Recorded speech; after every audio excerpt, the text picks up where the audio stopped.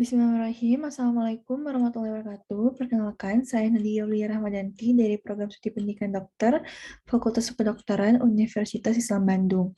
Dalam kesempatan ini, saya akan mempresentasikan penelitian saya yang berjudul Scoping Review Peran Parameter Trombosit sebagai Biomarker Keparahan dan Prognosis Pasien Coronavirus Disease 2019. Latar belakang penelitian ini yaitu coronavirus disease 2019 atau COVID-19 merupakan penyakit menular yang disebabkan oleh coronavirus jenis baru yaitu SARS-CoV-2. Pasien COVID-19 menimbulkan gejala yang bermacam-macam, yaitu tanpa gejala hingga gejala yang berat. Perubahan hematologi umum terjadi pada pasien COVID-19. Dalam kasus yang parah, penurunan jumlah limfosit dan trombosit terlihat lebih jelas. Pada pasien COVID-19 dengan gejala berat, besitokin sering terjadi dan dikaitkan dengan peningkatan risiko mortalitas. Besitokin menyebabkan sel progenitor hematopoietik di dalam pasien COVID-19 dihancurkan, sehingga produksi primer trombosit berkurang mengakibatkan trombositopenia. Tes laboratorium yang mudah tersedia, ekonomis, dan banyak digunakan sangat penting untuk menunjukkan tingkat keparahan pada pasien COVID-19. Interleukin 6 merupakan sitokin proinflamasi yang berperan penting dalam menimbulkan badai sitokin. Pemeriksaan interleukin 6 dapat dilakukan untuk memantau badai sitokin pada pasien COVID-19. Tapi pemeriksaan ini cukup mahal, maka sebagai alternatif dapat dilakukan dengan pemantauan trombosit. Dengan latar belakang tersebut, maka rumusan masalah pada penelitian ini yaitu yang pertama, apakah parameter trombosit berperan sebagai biomarker keparahan pasien COVID-19? Yang kedua, apakah parameter trombosit berperan sebagai biomarker prognosis pasien COVID-19? Tujuan penelitian ini yaitu mengetahui peran parameter trombosit sebagai indikator potensial menilai dari klinis pasien COVID-19. Metode penelitian untuk jenis penelitiannya yaitu scoping review, populasinya yaitu artikel pada jurnal internasional yang berkaitan dengan jurnal penelitian, sampel berjumlah 6 artikel penelitian dari jurnal internasional yang berkaitan dengan judul penelitian, sumber data berasal dari 3 database yaitu PubMed, Fingerlink, dan ScienceDirect. Hasil penelitiannya untuk artikel pertama berjudul Hematological Characteristic and Risk Factor in the Classification and Prognosis Evaluation of COVID-19, a Retrospective Cohort Study dilakukan di Wuhan, China. Hasil penelitiannya yaitu hitung jumlah trombosit secara signifikan lebih rendah pada pasien dengan penyakit kritis dibandingkan dengan penyakit parah.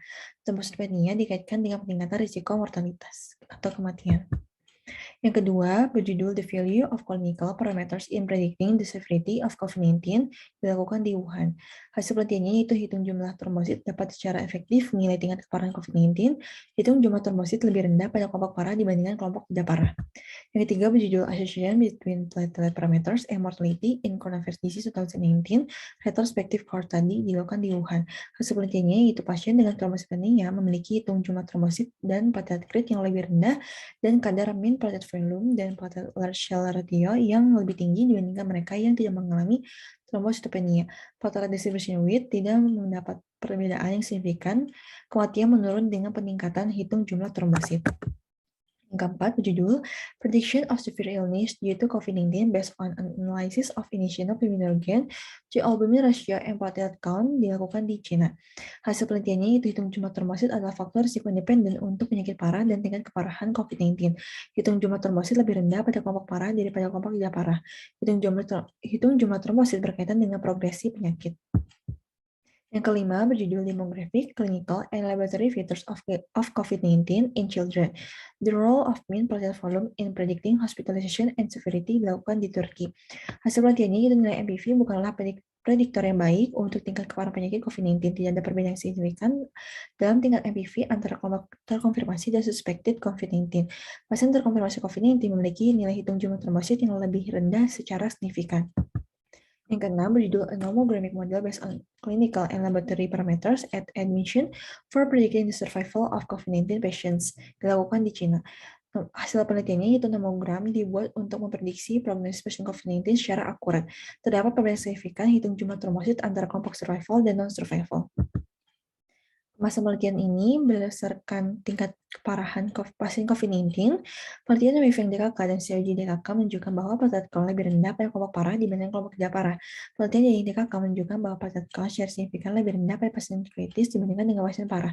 Oleh karena itu, platelet count dapat berperan sebagai biomarker keparahan pasien coronavirus disease 2019. Berdasarkan outcome pasien COVID-19, penelitian COG DKK terdapat perbedaan signifikan platelet count antara kelompok survival dan non-survival. Penelitian Zodeka Common di platelet count secara signifikan lebih rendah pada non-survivor non-survivors dibandingkan dengan survivors. Penelitian ZDKK, LIO-DKK, RUAN-DKK, dan YANG-DKK menunjukkan hubungan antara trombositopenia dan keparahan atau prognosis COVID-19. Oleh karena itu, platelet count dapat berperan sebagai biomarker prognosis pasien coronavirus disease 2019. Kesimpulan pada penelitian ini, yaitu berdasarkan 6 artikel yang telah direview, dapat disimpulkan bahwa parameter trombosit berperan sebagai biomarker keparahan dan prognosis pasien COVID-19. Platelet count lebih efektif berperan sebagai biomarker keparahan dan prognosis pasien COVID-19 dibanding dengan mean platelet volume, platelet grade, platelet distribution weight, dan platelet large cell ratio. Penulis mengucapkan terima kasih kepada Fakultas Kedokteran Universitas Islam Bandung dan tim skripsi yang telah mendukung dan membantu dalam penulisan artikel ini. Alhamdulillah, sekian dari penelitian saya. Wassalamualaikum warahmatullahi wabarakatuh.